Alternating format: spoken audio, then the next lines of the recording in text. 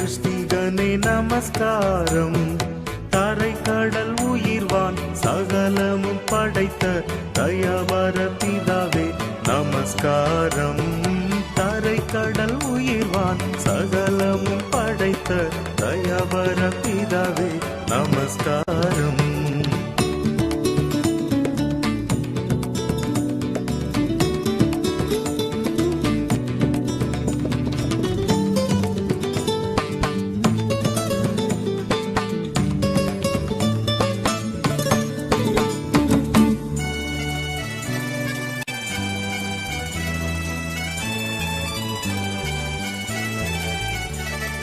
திருஅவதாரா நமஸ்காரம். ஜகத்திரட்சகனே நமஸ்காரம். தரணியில் மனுடர் உயிரடைந்தோங்க தருவினில் மாண்டோய் நமஸ்காரம்.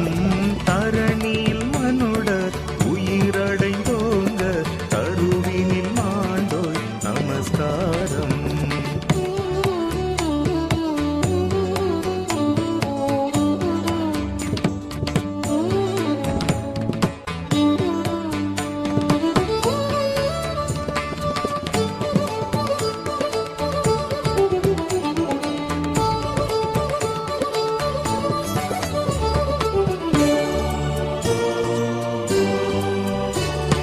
பரிசுத்த ஆவி நமஸ்காரம்.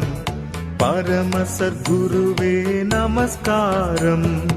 அருவியாய் அடியார் அகத்தினில் வசிக்கும் அரிய சித்தே சதா நமஸ்காரம். அருவியாய் அடியார் அகத்தினில் வசிக்கும் அரிய சித்தே சதா நமஸ்காரம். படகேறி கடலை கடந்து மீண்டும் மறுகரையை அடைந்ததும் பெருந்திரளான மக்கள் அவரிடம் வந்து கூடினர். அவர் கடற்கரையில் இருந்தார். தொழுகையில் கூட தலைவர்களுள் ஒருவரான யாயீர் என்பவர் வந்து அவரை கண்டு அவரது காலில் விழுந்து, என் மகள் சாகும் தருவாயில் இருக்கிறாள், நீர் வந்து அவள் மீது உன் கைகளை வையும், அப்போது அவள் நலம் பெற்று பிழைத்துக் கொள்வாள் என்று அவரை வருந்தி வேண்டினார். இயேசுவும் அவருடன் சென்றார். பெருந்திரளான மக்கள் அவரை நெருங்கிக் கொண்டே பின்தொடர்ந்தனர். அவர் தொடர்ந்து பேசிக் கொண்டிருக்கையில் தொழுகை கூட தலைவருடைய வீட்டில் இருந்து ஆட்கள் வந்து அவரிடம், உங்களுடைய மகள் இறந்து விட்டால் போதகரை ஏன் இன்னும் தொந்தரவு செய்கிறீர் என்றார்கள். அவர்கள் சொன்னது இயேசுவின் காதில் விழுந்ததும் அவர் தொழுகை கூட தலைவர்களிடம், அஞ்சாதீர், நம்பிக்கையை மட்டும் விடாதீர் என்று கூறினார். அவர் பேதுரு, யாக்கோபின் சகோதரர் யோவான் ஆகியோரை தவிர வேறொருவரையும் தம்முடன் வரவில்லை. அவர்கள் தொழுகை கூட தலைவரின் வீட்டிற்குள் சென்றார். அங்கே அமளியும் மக்கள் அழுது ஓலமிட்டு புலம்புவதையும் இயேசு கண்டார்.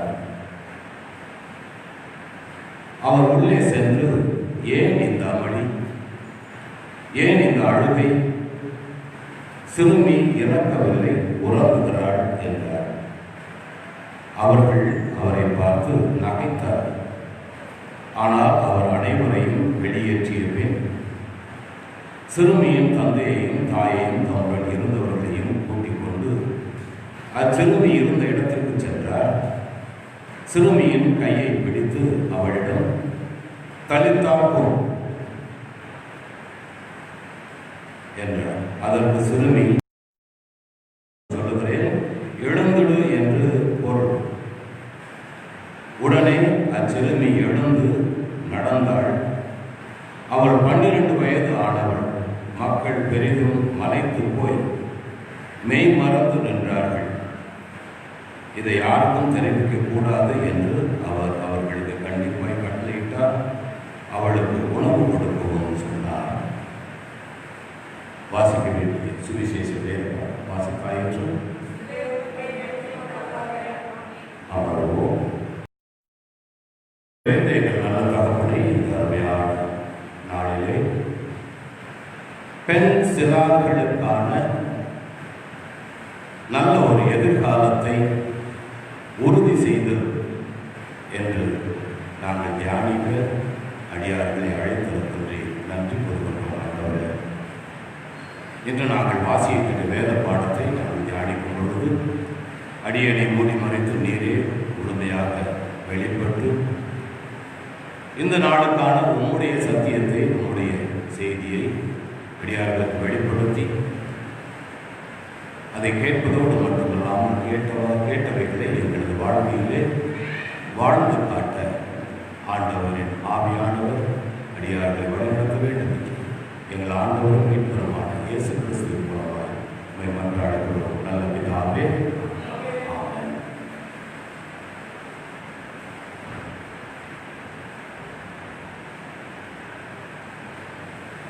கிறிஸ்து இயேசுவில் மிகவும் பிரியமான சகோதர சகோதரிகளே, ஆண்டவர் இயேசுவின் இனி நாமத்தில் அனைவரையும் வாழ்த்துகிறேன். இந்த நாளில் நாம் சிந்திக்க என்று நம்முடைய தாய் திருச்சபை நமக்கு கொடுத்திருக்கின்ற செம்பொருள் அஷ்வரி future for the girl child, பெண் சிறார்களின் எதிர்காலத்தை உறுதி செய்கிறது. இந்த நாள் எவ்வாறு ஒவ்வொரு குழுக்களுக்காகவும் ஒதுக்கப்படுகிறது, அதே போன்று இந்த நாளை நமது தாய் திருச்சபை பெண் சிறார்களுக்கான ஞாயிறு என்று அர்ப்பணிக்கிறது. நேற்றைய நாளிலே நாம் எல்லோரும் சில்ட்ரன்ஸ் டே சிறார்களின் நாளாக கொண்டாடியிருக்கிறோம். உலகம் முழுவதிலும் சிறார்களை நினைவு கூர்ந்து சிறார்களுக்காக சிறப்பிக்கப்பட்டனர். இந்த நல்ல நாளிலே, இந்த ஞாயிற்றுக்கிழமையிலே நாம் எல்லோரும் பெண் குழந்தைகளை பற்றி சிந்திக்க தியானிக்க, பெண் குழந்தைகளுக்கு இந்த நாட்களிலே ஏற்பட்டுக் கொண்டிருக்கும் இடர்பாடுகள், இன்னல்கள்,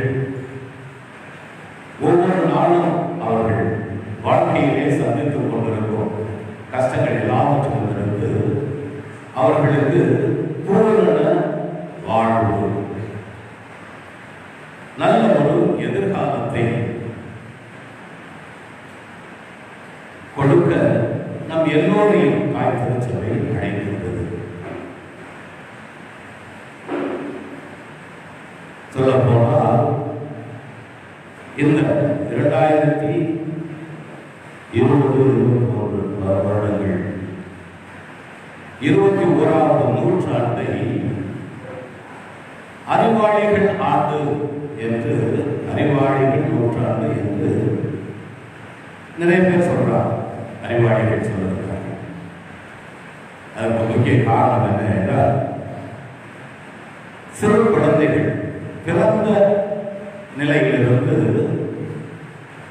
பெரிய பெரிய அற்புதமான காரியங்களை செய்வதை, படிப்பதை, பார்ப்பதை நாம் கேட்கின்றோம். செய்தித்தாள்களிலே, நியூஸிலே பார்க்கின்றோம். சிறு குழந்தைகள் பெரிய பெரிய காரியங்களை சாதிக்கின்றார்கள். காலம் இருந்தது, நமது பெரியவர்கள் எல்லாம் நிச்சயமாக சொல்ல முடியும். செல்போன்கள் என்ன என்றே தெரியாத நிலை இருந்த நாட்கள் போக, இந்த நாட்களிலே சிறு குழந்தைகளும் கூட நீங்கள் செல்போனை கொடுத்தால் அதை எப்படி ஆபரேட் பண்ண வேண்டும் என்று உங்களுக்கு தெரியாது. ஆனால் குழந்தை அதை ஆபரேட் செய்து கொண்டிருக்கும். அப்படிப்பட்ட ஒரு அறிவுறு சொரிந்த ஒரு நல்ல வருடங்கள், நூற்றாண்டு என்று சொல்வார்கள். ஒரு சிறிய படத்துல ஒரு சிறு குழந்தை ட்ரெஸ் கூட முழுசா போடல, அவன் என்ன செய்யறான், சேர்ல அவனுடைய தாத்தாவோட சேர்ல பேப்பர் பெருசா விரிச்சு முழு பேப்பரையும் விரிச்சு படிச்சுட்டு இருக்கிற மாதிரி ஒரு படம் போட்டிருக்காங்க. அந்த படத்துல அவங்க கொடுத்துருக்கிற கேப்ஷன் என்ன அப்படின்னு சொன்னாங்க, நான் சொல்வதை விட நான் செய்வதை குழந்தைகள் பின்பற்றுகின்றார்கள். நான் சொல்வதை விட நான் செய்கின்ற காரியங்களை குழந்தைகள் பார்த்து அதிகமாக கற்றுக்கொள்ளுகிறார்கள் என்று. இதே போன்று நான் நம்முடைய செல்போன்களை எவ்வாறு பயன்படுத்துகின்றோமோ, ஒரு நேரம் இருந்தது ஊழியர்கள் எல்லாம் சொல்லுவதை கேட்டிருப்பீர்கள். செல்போன் பிள்ளைகளுக்கு பெரிய ஒரு பாவத்தின் பாதை என்று சொன்ன நாட்கள் இருந்தது. இன்று சொல்ல போனால் ஒவ்வொரு குழந்தையின் கையிலும் செல்போன் வாங்கி கொடுக்க வேண்டிய கட்டாயம் இருக்கிறது. வாங்கி கொடுத்து அவர்கள் எவ்வாறு ஆன்லைன் கிளாஸ்களை அட்டெண்ட் பண்ண வேண்டும் என்று சொல்லிக் கொடுத்து அவர்களுக்கு செல்போன் ஆப்ரேட் பண்ண வேண்டிய நேரமும் வந்திருக்கிறது. இப்படிப்பட்ட ஒரு அறிவு நிறைந்த நூற்றாண்டிலே இருக்கும் நாம் நம்முடைய சிறு குழந்தைகள், முக்கியமாக பெண் குழந்தைகளை பற்றி சிந்திக்க அழைக்கப்படுகிறோம். பெரும்பாலும் பணக்காரங்க வீட்டில் பெண் குழந்தைகள் நிச்சயமாக கஷ்டப்படுவதில்லை. மிடில் கிளாஸ் ஃபேமிலி என்று சொல்ல போனால் கூட அங்கேயும் நல்ல தரமாக தங்களுடைய பிள்ளைகளை பார்த்துக் கொள்ளுகின்றார்கள். இந்த சிறு குழந்தைகள், பெண் குழந்தைகள் மிகவும் ஏழை எளிய வீடுகளிலே பிறந்திருக்கின்ற குடும்பங்களிலே பிறந்திருக்கின்ற குழந்தைகளுக்கு, பெண் குழந்தைகளுக்கு பெரிய சவால். அவர்களுடைய எதிர்காலம் என்பதே ஒரு பெரிய சவாலாக காணப்படுகின்றது. பெண் குழந்தை பிறக்கப் போகின்றது என்று கருவில் உருவாகி இருக்கின்ற குழந்தையை கருவிலிருந்து கண்டுபிடிப்பது தவறு என்று அரசாங்கம் சொன்னாலும் எப்படியாவது அதை கண்டுபிடித்து அழித்து விடுகின்றவர்களும் இருக்கின்றார்கள். அழிக்க முடியாத சூழ்நிலையிலும் பிறந்து விட்ட பிறகு கூட எரித்து விட்டு வருகின்றவர்களையும் பார்க்கின்றோம். குப்பை தொட்டிகளிலே குழந்தைகள் காணப்படுகின்றது என்று அருகாமை கூட கொஞ்ச நாட்களுக்கு முன்பாக கூட நியூஸிலே கேட்டோம்.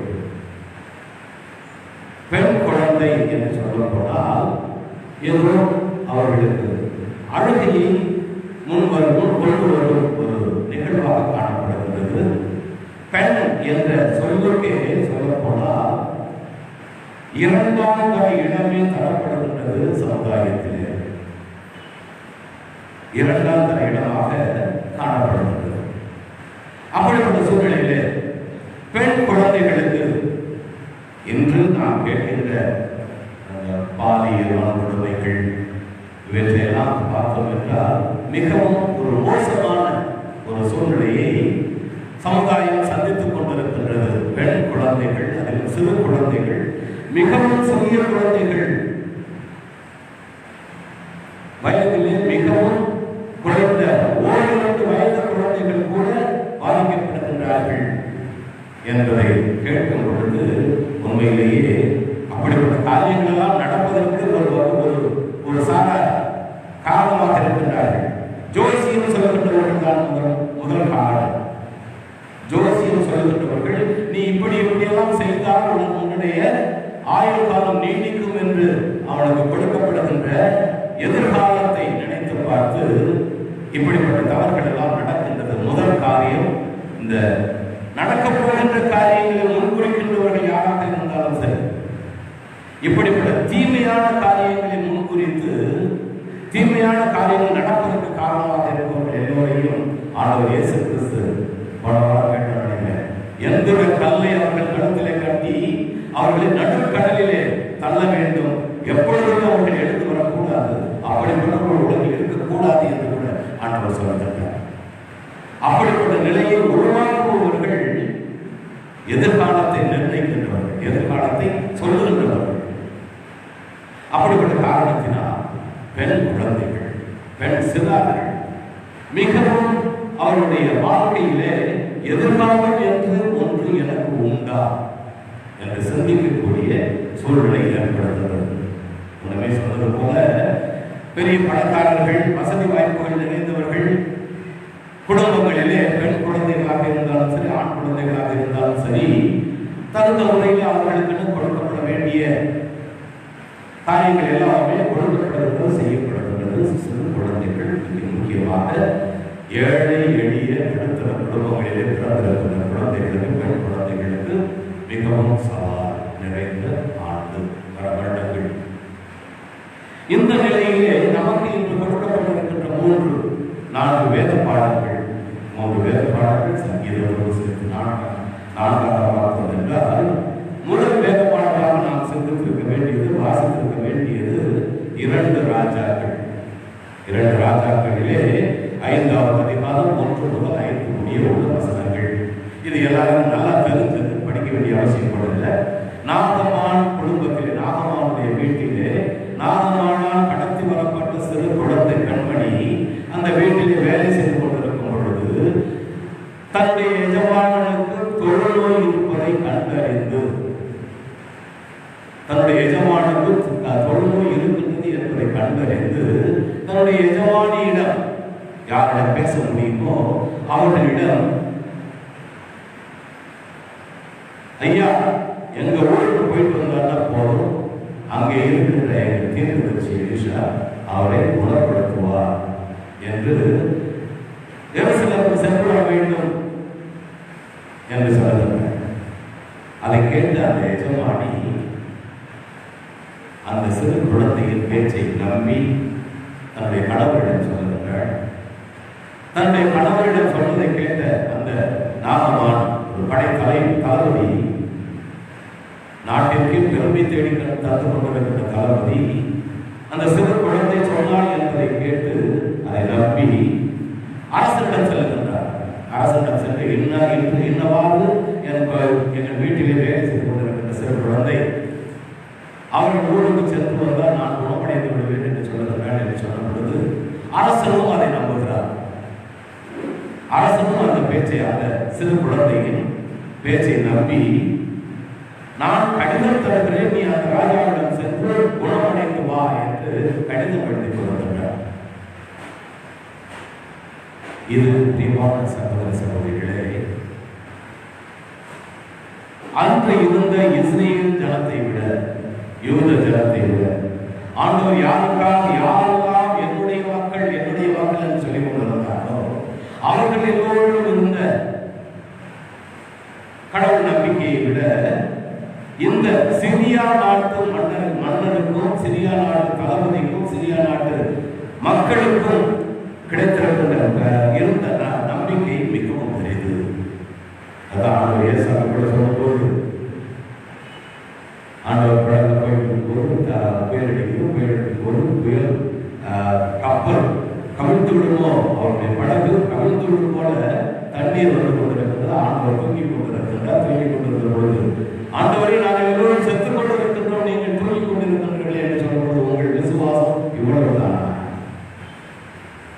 குறைந்த விசுவாசம் என்று சொல்லுகிறார். அதே போன்று கிறிஸ்தவர்கள் மத்தியில் கூட நம்மை பார்க்கின்ற கிறிஸ்துவை பற்றி அறிந்து அவருடைய ஃபாலோவர்ஸ், அவரை பின்பற்றவர்களாக நம்மை பார்க்கின்றவர்கள் நம்மிலே மிகுந்த நம்பிக்கை கொண்டிருக்கின்றார்கள். நம்மிலே மிகுந்த நம்பிக்கை கொண்டவர்களாக இருக்கின்றார்கள். இவர்களில் ஒருவர் ஜெபித்தால் போதும் நான் குணமடைந்து விடுவேன் என்று நம்பிக்கை கொள்ளக்கூடியவர்கள் கூட இருக்கின்றார்கள். இந்த சிரியா தேசத்திலே அந்த சிறு பெண்மணி பெயர் கூட சொல்லப்படவில்லை என்பது எல்லோரும் நன்றாக தெரிந்த ஒரு காரியம்.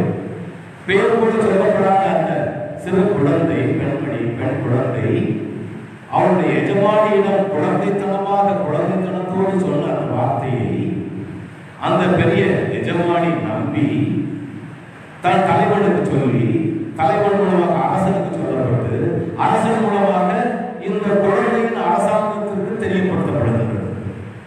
இந்த பெண் குழந்தையின் அரசாங்கத்திற்கு சொல்லப்படுகிறது. அந்த அரசனிடம் சென்று கடிதத்தை கொடுத்த பொழுது, நான் என்ன கடவுளா உனக்கு குணப்படுத்துவதற்கு என்ற நம்பிக்கை அங்கே இருக்கு. நான் என்ன கடவுளா உனக்கு குணமளிப்பதற்கு என்று அரசன் கேட்கிறார். அப்பொழுது தீர்க்கதரிசி, என்னிடம் அனுப்புங்கள், நீங்கள் ஏன் ஆடையை கிழித்துக் கொண்டிருக்கிறீர்கள், என்னிடம் அனுப்புங்கள், நான் அவனை குணமடித்து அனுப்புவேன் என்று சொல்லி அவர்கள் சொல்லுகின்றார். நடந்தது எல்லாமே உங்கள் எல்லோருக்கும் நன்றாக தெரியும். நாகமான் குணமடைந்து வீடு திரும்புகின்றார். திரும்பும் பொழுது அந்த நாட்டின் மண்ணை அழிய கொண்டு போவதற்கு அவன் ஆசைப்படுகின்றான். ஏனெனில் இந்த மண்ணிலே கடவுள் இருக்கின்றார் என்று, இஸ்ரேலிலே கடவுள் இருக்கின்றார் என்பதை சிரியா தேசத்து மன்னர், சிரியா தேசத்து மக்கள், சிரியா தேசத்து படைத்தலைவர் நம்ப காரணமாக அந்த சிறு குழந்தை இருக்கின்றார் என்பது நம்ம எல்லோருக்கும் நன்றாக தெரியும்.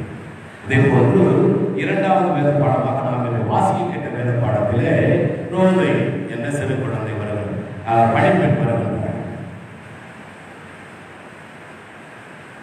அப்போஸ்தல நடவடிக்கைகளில் நாம் வாசிக்க கேட்டது, பேதுருவை சிறையில் அடைத்திருக்கிறார்கள். சிறையில் அடைத்தவன் அப்போது இருந்த ஏரோது. எதற்காக அடைத்திருந்தான் என்றால், மக்களிடமிருந்து, யூத மக்களிடமிருந்து நற்பெயர் வருவதற்காக பேதுருவை சிறையிலே அடைத்திருக்கிறார். ஏனெனில் அதற்கு முன்பாக யாக்கோபை தலையை வெட்டி கொலை செய்திருக்கிறார். அதை பார்த்த இஸ்ரேல் யூத மக்கள் எல்லோரும் சந்தோஷப்பட்டார்கள் என்பதை பார்த்த அரசன், இவர்தான் எல்லோருக்கும் தலைவர் என்பதை பார்த்து இவரை பிடித்து சிறையில் அடைத்தார். சிறையில் அடைத்து அவருக்கு தீர்ப்பு கொடுக்க போகும் நாளுக்கு முன்பாக ஆண்டவர் பேதுருவுக்கு காட்சி தந்து அந்த சிறைச்சாலையில் இருந்து இரண்டடுக்கு காவலில் இருந்து அவரை வெளியேற்றி வெளியே கொண்டு வருகின்றார். கொண்டு வந்த பிறகு என்ன நடந்தது என்பதை இன்று நாம் வாசிக்க கேட்டோம். மக்கள் எல்லோரும் ஆண்டவர் தம் வானதூதரை அனுப்பி ஏரோதின் கையிலிருந்து என்னை விடுவித்து யூத மக்கள் எதிர்பார்த்த எதுவும் நிகழாதவாறு என்னை காத்தார் என்று நான் உண்மையாகவே அறிந்து கொண்டேன் என்றார். கணவனை சொல்லிக் கொள்கிறார். அவர் நலமடைய வேண்டும், அவர் சீக்கிரமாக சிறையில் இருந்து விடுபட வேண்டும் என்று 5வது வசனம் யாராவது படிக்கல? 12வது அதிகாரத்தில் 5வது வசனம்.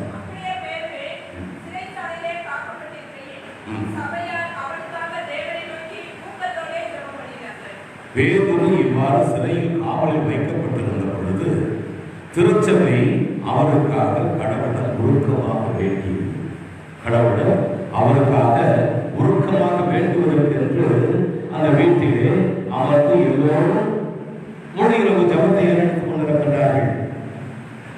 முழு இரவு ஜபத்தை ஏறெடுத்துக் கொண்டிருக்கும் பொழுது அங்கே கதவு தட்டப்படுகின்றது. தட்டப்படுகின்ற கதவை திறப்பதற்காக ரோதை என்ற பணிப்பெண் செல்லுகின்றாள். வெளியில் இருந்து கதவை தட்டி கொண்டிருப்பது அவர் கூப்பிட்டுக் கொண்டிருக்கிறார். அந்த சத்தத்தை கேட்ட அந்த பெண்மணி பேதுரு வந்திருக்கின்றார் என்பதை நம்புகிறார். அவருடைய நம்பிக்கைக்கு உதாரணமாக எல்லாரும் நிறைய பேர் கேட்டிருப்பீங்க. இதனால திரும்ப எந்த நேரம் சொன்னால் அவங்க நல்லா இருக்கலாம். ஒரு தேசத்துல, மலை பிரதேசத்துல ரொம்ப நாட்களாக, நிறைய வருடங்களாக மழை இல்லாத இருந்தது. மழை இல்லாத இருக்கிறதே நாம் எல்லோரும் சேர்ந்து ஜபம் செய்தால் ஆண்டவர் நமக்கு மழையை கொடுப்பார் என்று ஒரு முடிவெடுத்து ஊர் மக்கள் எல்லோரும் மலை உச்சியில் சென்று நாம் அமர்ந்து ஜெபித்தோம் என்றார். ஆண்டவர் இயேசு எப்பொழுதும் மலையிலே அமர்ந்து ஜெபித்தார் என்று கேட்கின்றோம். அதே போன்று நாமும் மலை உச்சியிலே சென்று அமர்ந்து ஜெபித்து வந்தால் நமது கடவுள் நம் மீது இறங்கி மழையை கொடுக்கும் என்று ஜெபிக்க செல்ல வேண்டும் என்று சொல்லி முடிவெடுத்திருக்கிறார்கள். முடிவெடுக்கிறது அதன்படி ஒரு நாள் மலை உச்சிக்கு செல்கின்றார்கள். மலை உச்சியில் சென்று அவர்கள் ஜெபித்துக் கொண்டிருக்கிறார்கள். ஜெபித்துக் கொண்டிருக்கும் பொழுது கடுமையான நல்ல மழை பெய்கிறது. அந்த மழையிலே எல்லோரும் நனைந்து விட்டார்கள். ஆனால் ஒரு பெண் குழந்தை மட்டும் நனையவில்லை. ஏனெனில் அவள் கையிலே குடை எடுத்து சென்றிருந்தார். அப்ப எல்லாரும் கேட்கிறாங்க, அது எப்படி நீ மட்டும் கொடை எடுத்து வந்த அப்படின்னு கேட்கிறாங்க. அப்ப சிறு குழந்தையின் வார்த்தை, நம்ம எதுக்காக இந்த மலை மேல வந்த மலைக்கு வந்தோம்? நம்ம எல்லாரும் வந்தது நாம் வேண்டுவது மழைக்காக, மழை வேண்டும் என்று வேண்டுவதற்காக வந்தோம். நிச்சயமாக மழை வரும் என்று நம்பி நான் கொடை கொண்டு வந்து மழை விழுந்தது என்று கொடையை கொண்டு வந்து சிறு குழந்தை சொல்லுகிறார். அதே போன்று இந்த இந்த சம்பவத்திலே பேதுரு கதவை தட்டி கொண்டு நிற்கின்றார். அந்த வாசத்தை 5வது வசனம், பேதுரு இவ்வாறு சிறையில் காவலில் வைக்கப்பட்டிருந்த போது திருச்சபை அவருக்காக கடவுளுக்கு ஒழுக்கமாக அவரை காப்பாற்ற வேண்டும் என்று ஜெபிக்க சென்றார்கள், ஜெபித்துக் கொண்டிருந்தார்கள். ஆனா அவங்க இந்த கதவை தட்டின உடனே கதவை ரோடை திறக்க சென்ற பொழுது கேட்டது பேதுருவின் குரல் என்று திரும்பி பேதுரு வந்திருக்கின்றார், நான் கேட்ட ஜெபத்தை கடவுள் கேட்டிருக்கின்றார் என்று சொல்லும் பொழுது அதை முழுமையாக மறுத்து, நீ என்ன பைத்தியமா? அவர் சிறைச்சாலையில் இருக்கிறார், 2 அடுக்கு பாதுகாவலில் அங்கே இருக்கின்றார் என்பதை சொல்லப்பட்டிருக்கிறது. நீ என்ன பைத்தியமா என்று பைத்தியமாக்குகின்றார்கள்.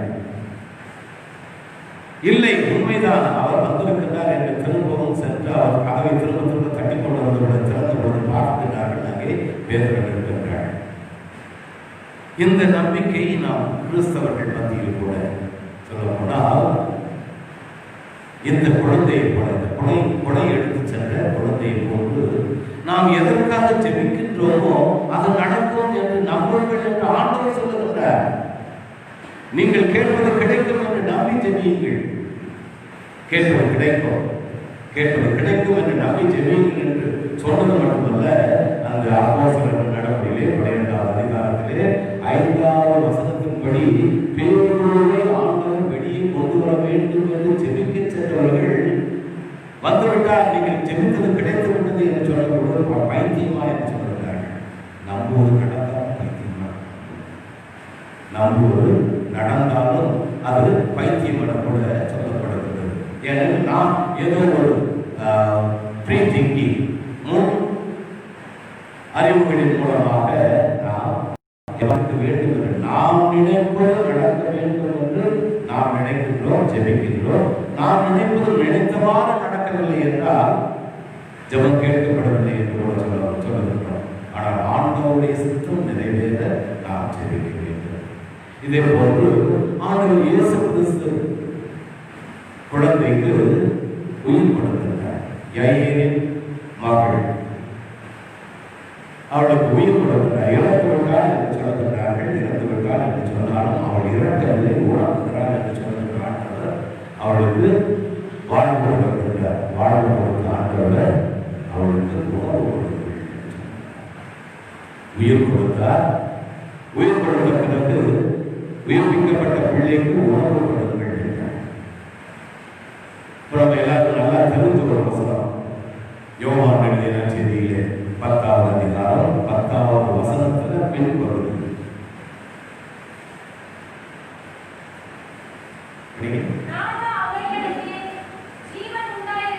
நானோ அவர்களுக்கு ஜீவன் உண்டாயிருக்கவும்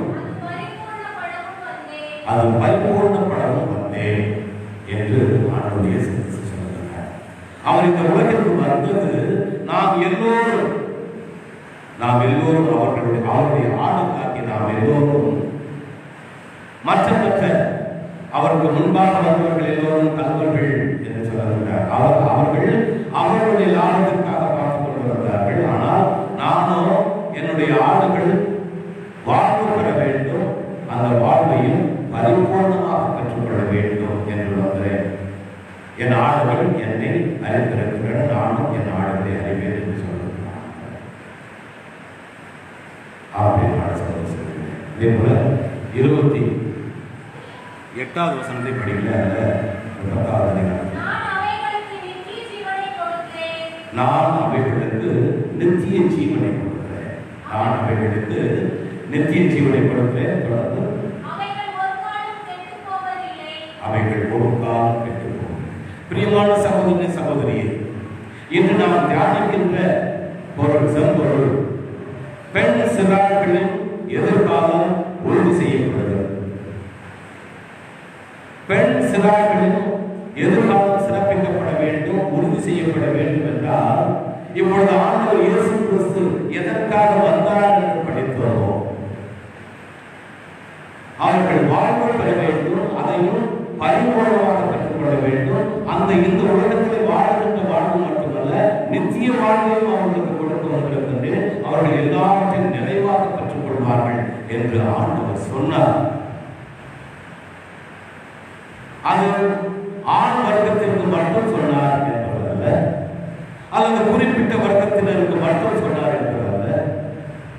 இந்த உலகிலே மனிதனாக படைக்கப்பட்ட அத்தனை பேருக்காகவும் அவர் சொன்ன வார்த்தை. அந்த அத்தனை பேரும் என்ற வார்த்தையிலே பெண் சிறார்களும் அடங்கி இருக்கின்றார்கள். அந்த பெண் சிறார்களுக்கு ஆண்டவர் வாழ்வை கொடுக்க வந்தார், அதுவும் நிறைவான வாழ்வை கொடுக்க வந்தார்.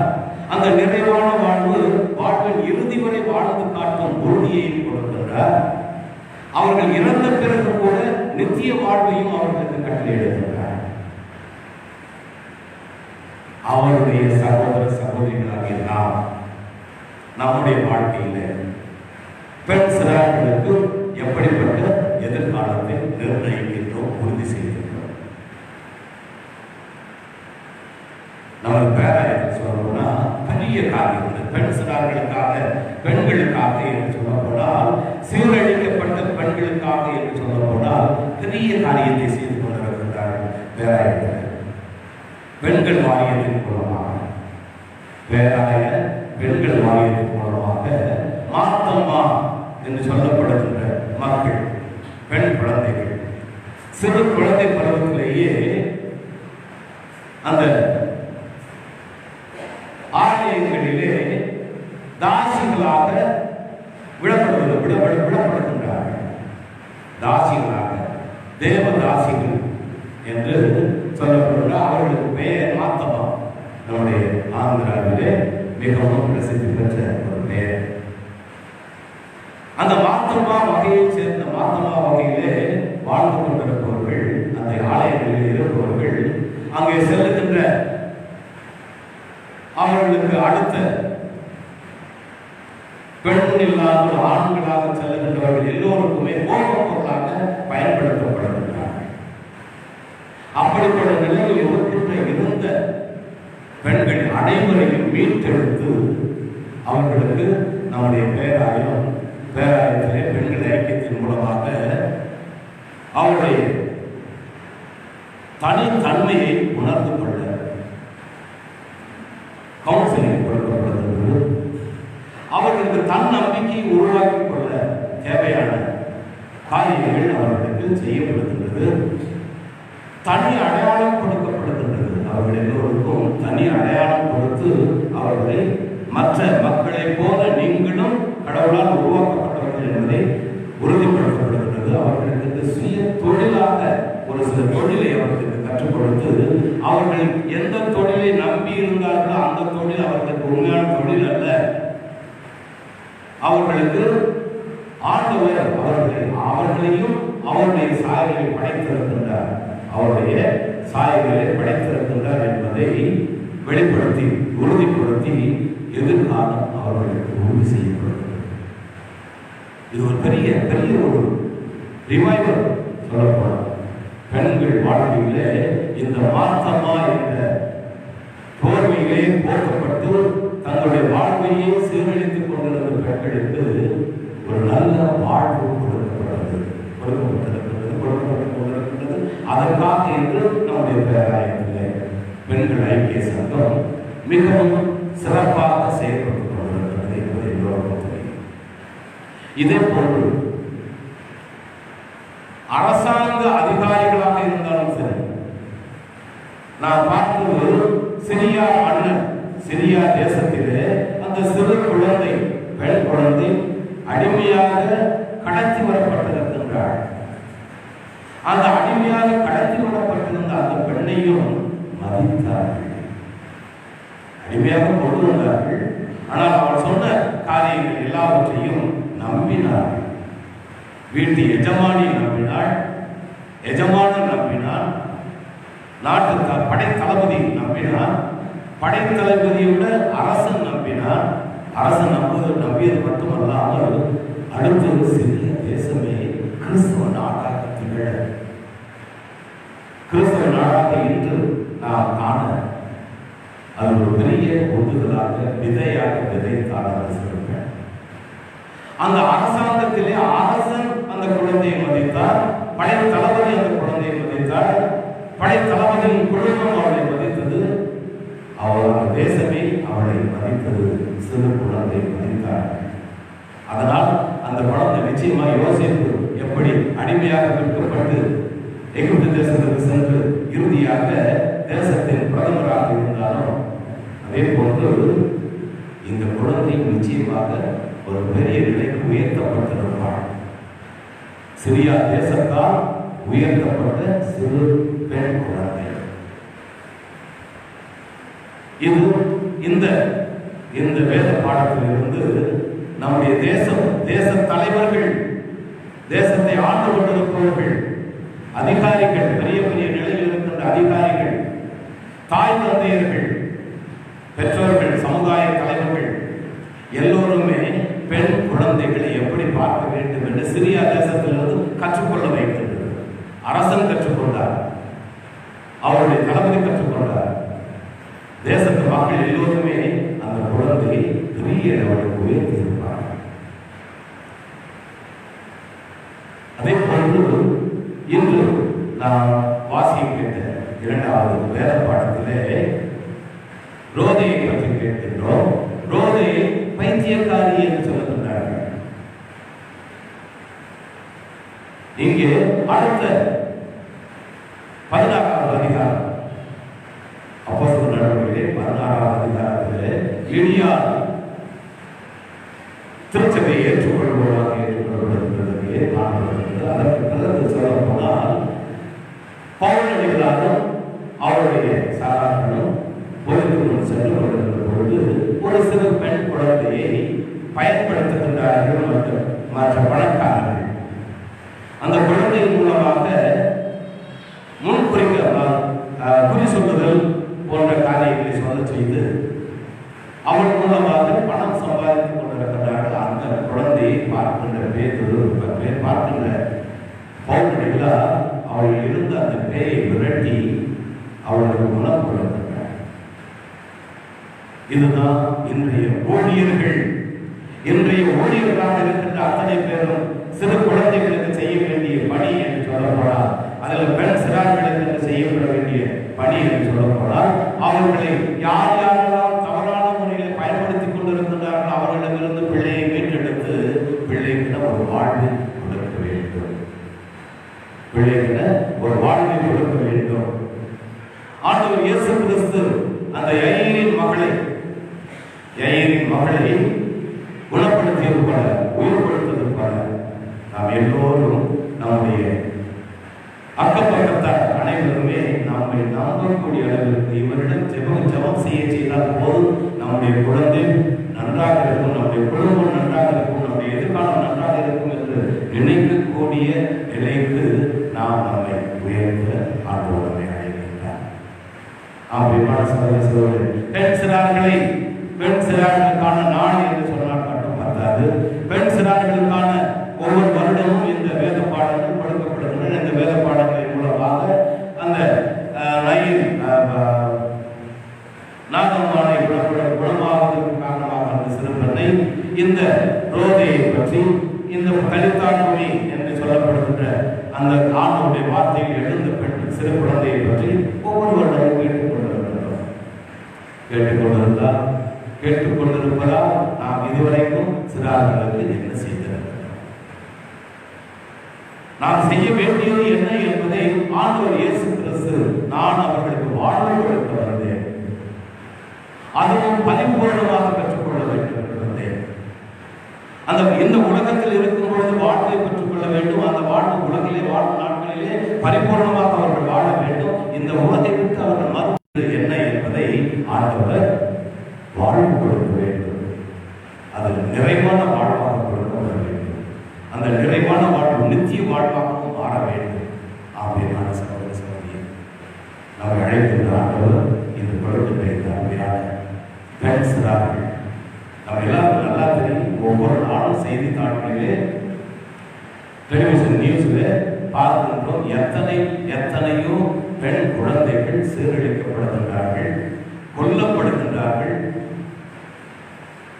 அவை எல்லாவற்றுக்கும் காரணமாக இருப்பவை என்ன என்பது கூட சொன்னேன். அந்த மாதிரிப்பட்ட எதிர்காலத்தை சொல்லுகின்றவர்கள் இல்லாத போக வேண்டும். கோவடித்தார் அந்த குழந்தையை பார்த்து அந்த அவர்கள் இருந்த பேயை விரட்டிவிட்டு அவளுக்கு வாழ்வு கொடுத்தார். அதே போன்று நாம் எல்லோரும் ஆண்டவருடைய பிள்ளைகளாக, ஆண்டவருடைய பிரதிநிதிகளாக, ஆண்டவருடைய சகோதர சகோதரிகளாக அவர் செய்த காரியத்தை, அவர் செய்ய வந்த காரியத்தை நாம் செய்து சிறார்களுக்கு, பெண் சிறார்களுக்கு அவருடைய நல்ல ஒரு எதிர்காலத்தை, வாழ்வை, சிறப்பான வாழ்வை, பூரணமான வாழ்வை, நித்திய வாழ்வுக்கு வழி அவர்களுக்கு கற்றுக் கொடுத்து நம்மை அர்ப்பணித்து ஜெபிப்போம். கிருபை நிறைந்த எங்கள் கற்பனை இந்த அருமையான நாளையும் என் ஆசீர்வதித்து அடியாரோடு பேசியதற்காக நன்றி கூறுகிறேன். பெண் சிறார்களுக்கு நல்ல ஒரு எதிர்காலத்தை உறுதி செய்தல் என்பதை அனைத்து நல்ல நேரத்திலே நல்ல தகவனே, சிரியா தேசத்து மன்னரை போல, சிரியா தேசத்து அலுவலர்களைப் போல, அரசியல் தலைவர்களைப் போல என் நல்ல தகவனே, எங்கள் தேசத்திலும் எங்கள் தேச தலைவர்களும் அதிகாரிகளும் பெற்றோர்களும் சமுதாயத்தினரும் பெண் சிறார்களுக்கு நல் வாழ்வு கிடைக்க சிந்திக்க செய்திட வேண்டும் என்று நடக்கின்றோம். இறக்கம் எங்கள் எங்கள் எல்லோரிலும், எங்கள் குடும்பங்களில் இருக்கின்ற சிறார்களுக்காக, இளம் சிறார்களுக்காக, பெண் சிறார்களுக்காக ஒரு பார்த்து வருகின்றோம். எங்களை அறியாமல் கூட அவருடைய வாழ்விலே ஏதாவது ஏற்ற இறக்கங்கள் நடந்து கொண்டிருந்தால் அவைகளை நாங்கள் தற்காத்து எயிரை போன்று அவருடைய குழந்தைக்காக அவருடைய நிலையிலிருந்து, அவருடைய உயர்வான நிலையிலிருந்து இறங்கி வந்து உங்களுடைய காலிலே விழுந்ததை போல நல்ல தகவலே நாங்களும் எங்களுடைய பிள்ளைகளின் நல்வாழ்வை கருத்தில் கொண்டு உங்களிடம் ஜெபிக்கின்றோம். பிள்ளைகளுக்கு நல்வாழ்வை, சிறப்பான வாழ்வை, பரிபூர்ணமான வாழ்வை, அந்த வாழ்வு அவர்களுக்கு நித்திய வாழ்வை கட்டளைக்கும் வாழ்வாக நாங்கள் கற்றுக் கொடுத்து அடியார்களை ஆசீர்வதிக்க வேண்டும் என்று எங்கள் ஆண்டவர் மீட்பருமான இயேசு கிறிஸ்துவின் மூலமாய் மன்றாடுகிறோம். பிதாவே,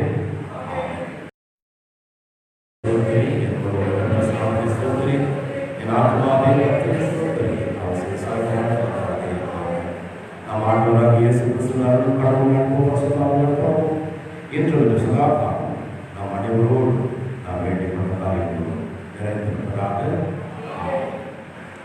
ஆண்டவர் உங்களோடு இருப்பாராக. சமாதானத்தோடு சென்று வருவோம்.